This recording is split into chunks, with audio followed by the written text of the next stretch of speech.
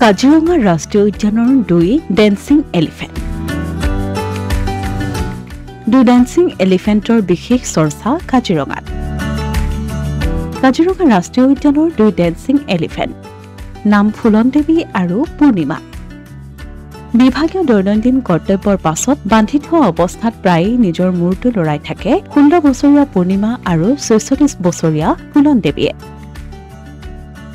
উদ্যানখনৰ কহৰা বনাঞ্চলৰ এই 2জনী হাতীকেই একাংশ লোকে ক'ব খোজে ডেন্সিং এলিফেণ্ট বুলি, কিয়নো দূৰৰ পৰাই নৃত্য কৰি থকাৰ দৰে লাগে 2জনী হাতীকেই।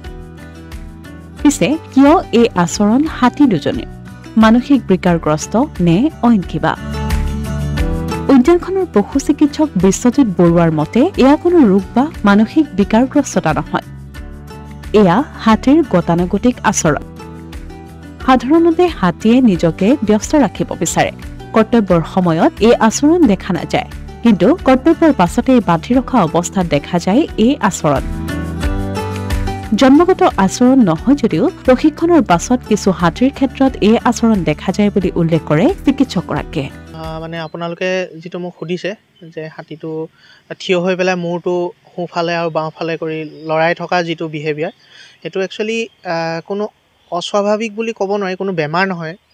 এইটো একচুৱেলি ষ্টেৰিঅ'টাইপিক বিহেভিয়াৰ হয়, এটা গতানুগতিক এটা বিহেভিয়াৰ, যিটো এইটো কাৰণে হয়, যিটো মানে ব'ৰডম।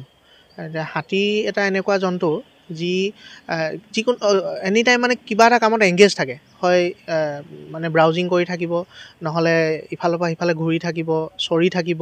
তো তেওঁলোকৰ যেতিয়া কোনো কাম নাথাকে, একে জেগাতে যেতিয়া বান্ধি ৰাখে, তেতিয়া তেওঁলোকে ব'ৰ লাগি পেলাই তেওঁলোকে নিজকে এংগেজ কৰি ৰাখে, মূৰটো ইফালৰ পৰা সিফালে লৰাই পেলাই। এইটো সেইকাৰণে ষ্টেৰিঅ'টাইপিক বিহেভিয়াৰ হয় এটা। অকল মানে আমাৰ পাৰ্কৰ হাতী বুলি নহয়, যিকোনো হাতীৰ এইটো বিহেভিয়াৰ সততে দেখা পোৱা যায়। সৰুৰ পৰাই হ'ব পাৰে, প্ৰাপ্তবয়স্কলৈকে হ'ব পাৰে। পূৰ্ণিমা আৰু ফুলন দেৱী বুলি 2জনী হাতী আছে, সিহঁতক আমি দেখা পাইছোঁ এইটো বিহেভিয়াৰ। আৰু এতিয়াৰ পৰা বুলি নহয়, বহুত আগৰ পৰা সিহঁতে সেইটো বিহেভিয়াৰ শ্ব' কৰে। ডেন্সিং এলিফেণ্ট বুলি এইটো কাৰণে কয় যিহেতু সিহঁতে দেখাত মানে দূৰৰ পৰা নাচি থকাৰ নিচিনা লাগে। চ' সেইটো কোনো মানে মানসিক ৰোগো নহয় বা কিবা শৰীৰৰ ৰোগো নহয়।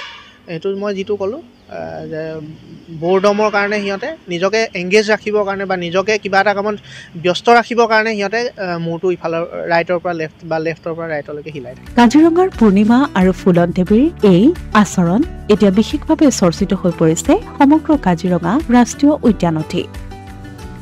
অসমীয়াৰ প্ৰতিদিন ডিজিটেল সংবাদ কাজিৰঙা।